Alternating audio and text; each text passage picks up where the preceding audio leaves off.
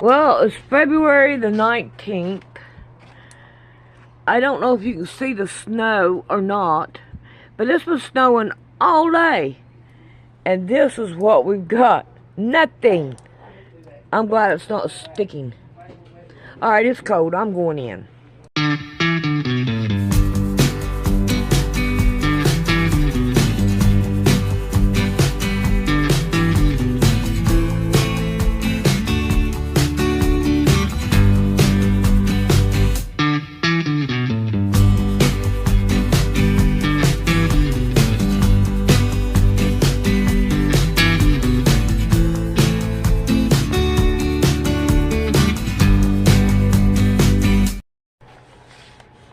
Alright, we're going to start this video and we're going to work on this last one, or we're going to finish this one first and then we're going to work on the last one, but I do not have any more white material but this. This is all I've got.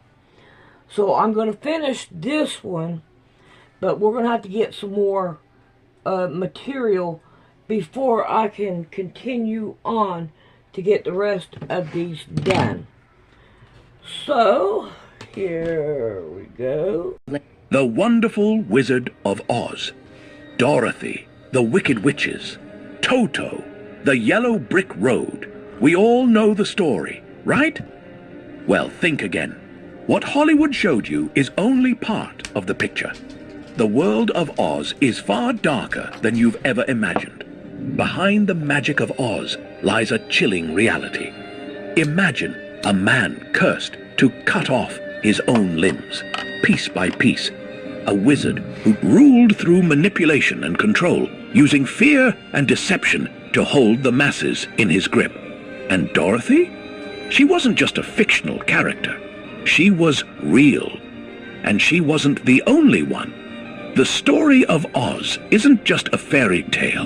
It's deeply rooted in history, dark history that will change everything you thought you knew about the land beyond the rainbow. Some connections are not just fantastical, they're eerily relatable to the world we live in today. Get ready to uncover the dark secrets of Oz.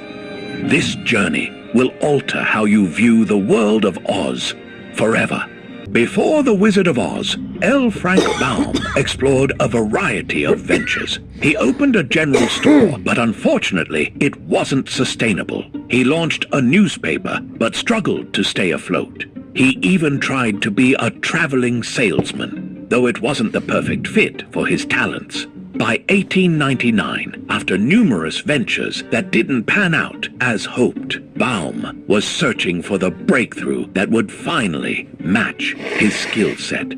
So, instead of chasing another doomed venture, he reached deep into his imagination, creating what would go on to become one of the most successful stories in history.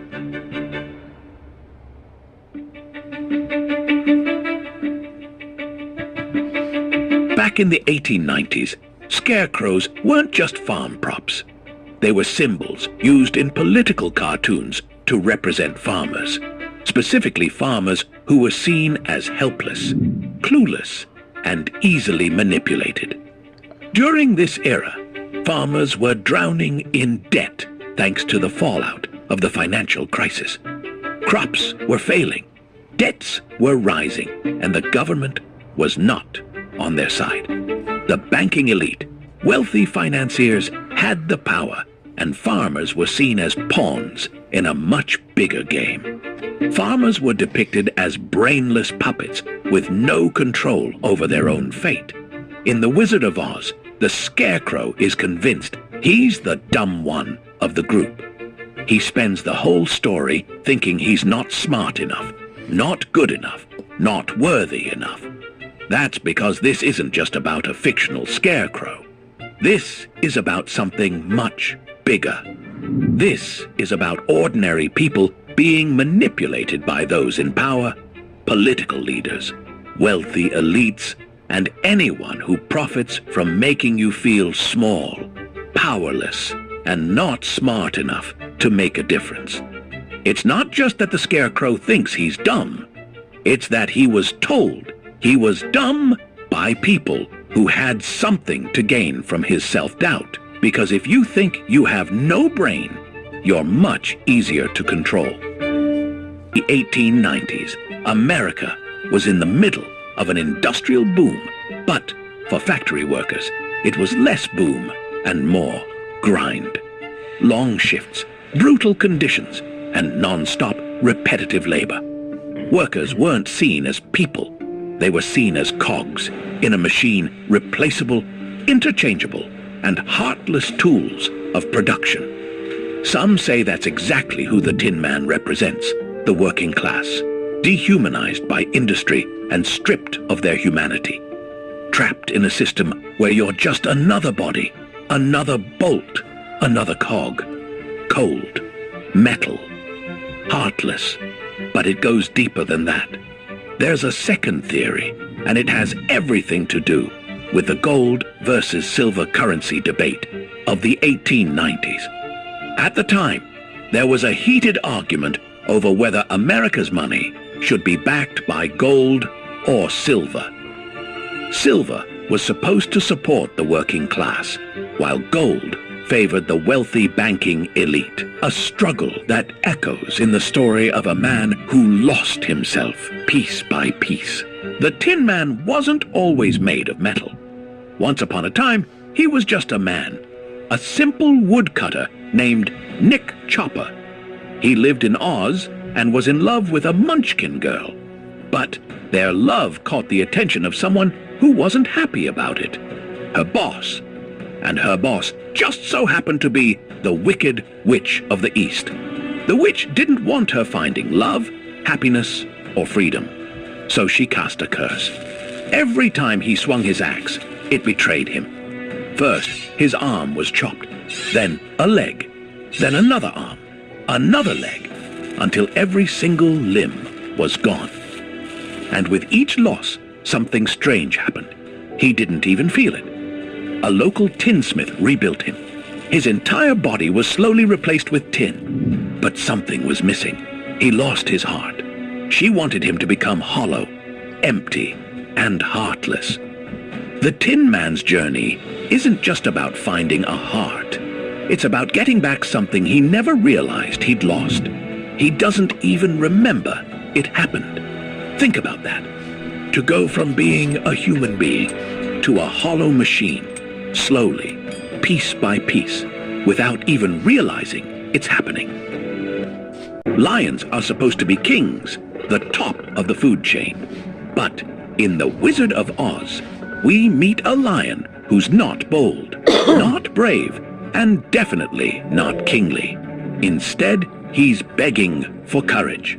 The Cowardly Lion might be more than just a nervous feline. He's believed to be a symbol for a real person, William Jennings Bryan, a U.S. presidential candidate who was loud on the campaign trail but didn't always deliver. Bryan was a populist leader. He fought for the working class and railed against the banking elite. He was known for his big speeches, his passion, and his legendary roar against corruption. But his critics said that's all he was, a roar. They called him all bark, no bite, which is the Cowardly Lion's character. The lion's story is more than just a reference to a politician. It's an allegory for something bigger. Lions are supposed to be the strongest, most fearsome creatures in the wild. They're called the kings of beasts. But here's a lion that's afraid of everything. What does that say about power? It's symbolic of how people in power, politicians, CEOs, and the elites often appear strong on the outside, but are absolutely terrified on the inside. They rule with fear, but they are often the ones who are most afraid. It's a reminder that the ones who appear powerful might just be the most scared of all. When you think of a witch, this is probably who comes to mind. Green skin, pointy hat, broomstick, and that laugh. But none of that was in the original story. And her wickedness. Well, that might just depend on who's telling the story. In Baum's original book, she's not green at all. She's a sorceress with a powerful eye. She commands flying creatures using a magical golden cap and rules over the Winkies, who serve her out of fear. One theory suggests that the West in Wicked Witch of the West wasn't just a random location. It may have been a nod to the American Wild West itself, a lawless, dangerous, and unpredictable place where survival meant controlling what you could. In this world, you don't survive by being nice. You survive by being feared. When Dorothy arrives, it's not a misunderstanding. It's a threat. Dorothy's house crushes her sister, and then she takes the witch's most valuable possession, her magical shoes. From this perspective, Dorothy isn't just a visitor, she's an invader. The Wicked Witch of the West isn't simply wicked. She's ruthless. When you strip away the modern retellings, she's not a misunderstood figure burdened by the world. She's a tyrant. She hoards power, demanding absolute control over everything, since she had already exhausted her control over the monkeys. With a golden cap, she sought a new way to gain more power, and that's where Dorothy's silver shoes come into play. She's desperate for a new source of power. She's wicked because she chooses to be. Wizard isn't just a fairy tale trope. It's a reflection of real life. The wizard is often seen as a symbol of corrupt political leaders, the kind who rely on spectacle to appear powerful. But pull back the curtain, and you'll find there's not much substance behind the show. Political figures have always used spectacle to appear more powerful than they are. You're not looking at them. You're looking at the image they've created for themselves. But it goes even deeper than that. See, L. Frank Baum, the man who wrote The Wizard of Oz, knew a thing or two about building illusions. Before he became an author, he was a department store window designer. His job was to build displays to trick people into buying things. Shiny, glamorous, expensive looking, but it was all for show. Baum knew that people are drawn to spectacle. Shiny displays make people think something is more valuable than it is. That sounds a lot like the Wizard in Oz. A man with no power who uses illusions to make you believe he's in charge. The wizard isn't just some random trickster. He's a symbol of how most power in life is just an illusion. He controls an entire kingdom with nothing but fog machines, bright lights, and a microphone. It's not real power, but it works. Public figures still stand on stages, promising change. Brands use slick ads to make products look better than they are. It's the same old trick, just a different generation. Power isn't about control. It's about perception. And the Wizard of Oz just showed us how long this has been happening. When Dorothy exposes him, he doesn't lose his power. He loses the illusion of his power. It's not his magic that's shattered. It's his image. When people in power are exposed, we see the exact same thing happen. Scandals, leaked footage, whistleblowers. It all comes down to this moment, pulling back the curtain. And suddenly, we realize they're not as powerful as they seemed. They never were. The wizard isn't a man of power. He's a man of manipulation. He's a symbol of how the few elite trick the masses into believing they're in control. But behind the curtain, it's just a man, pulling levers, hoping nobody notices.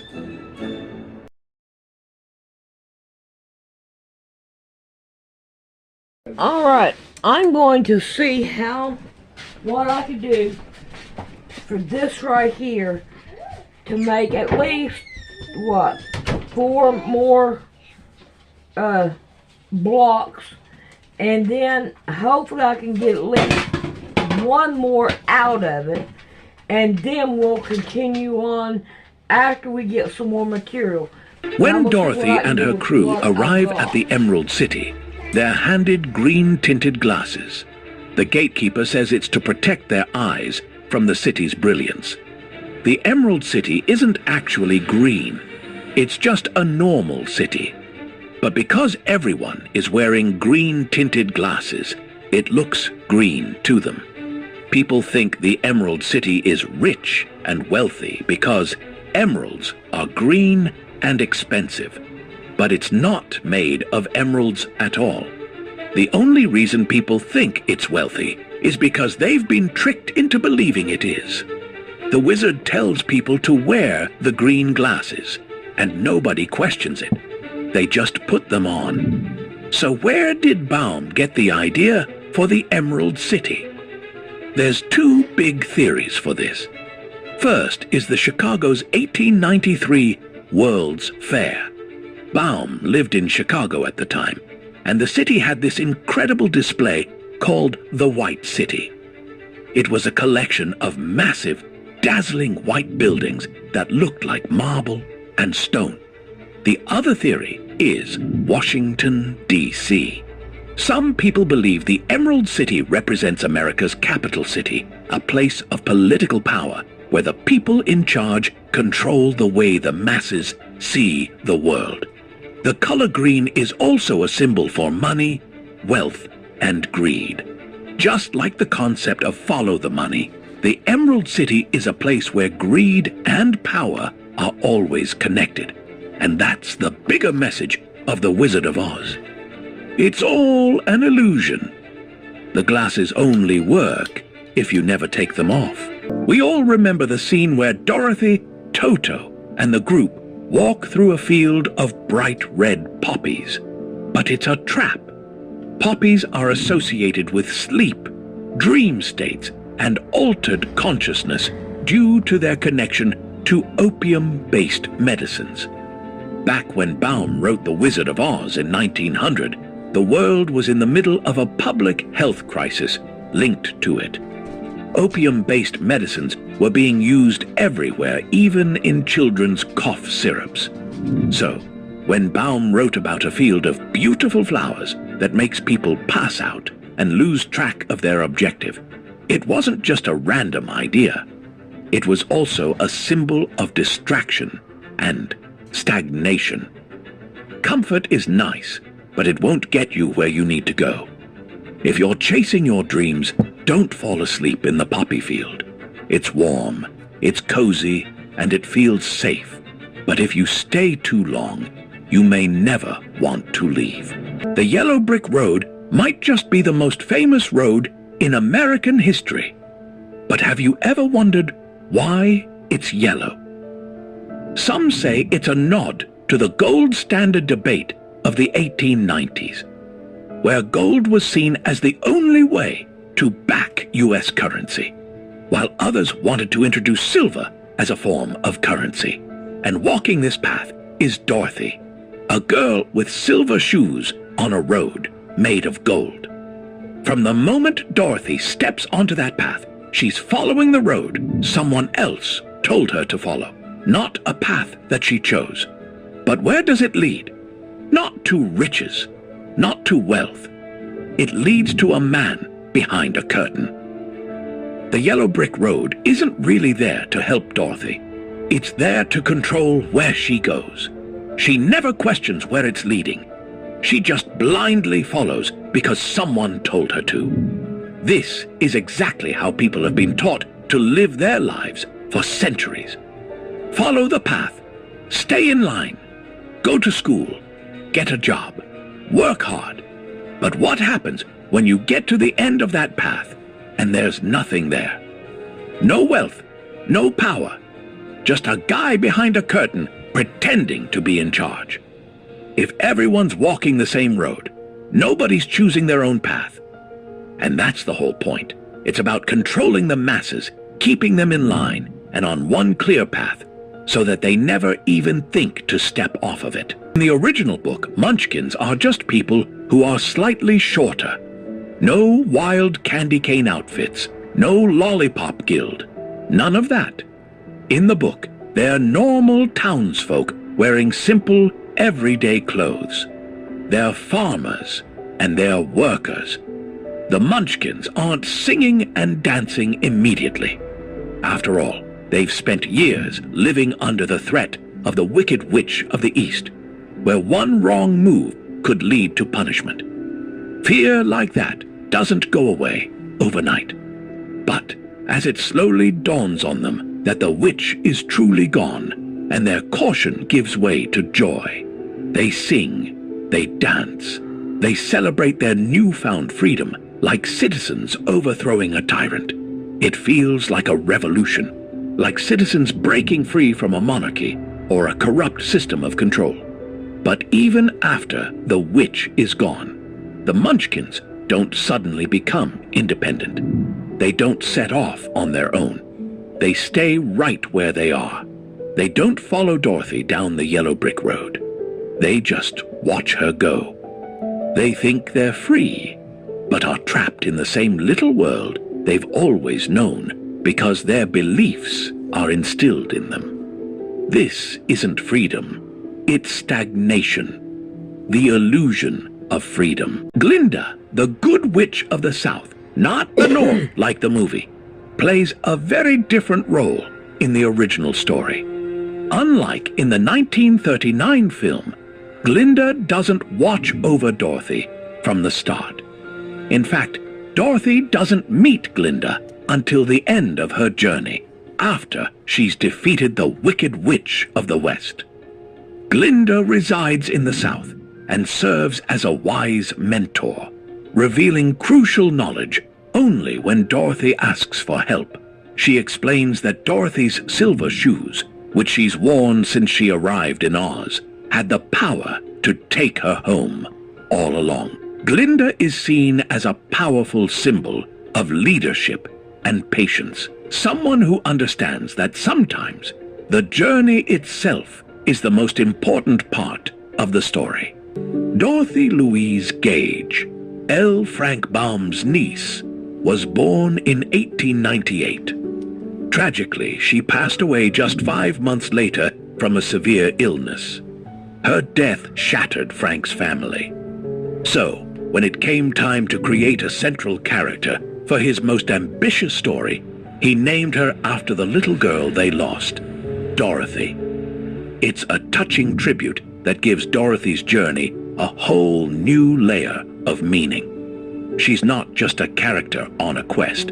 She's a symbol of lost innocence, and the hope that, no matter how lost you feel, you can always find your way home. Some people think Dorothy was more than just a tribute to a lost niece.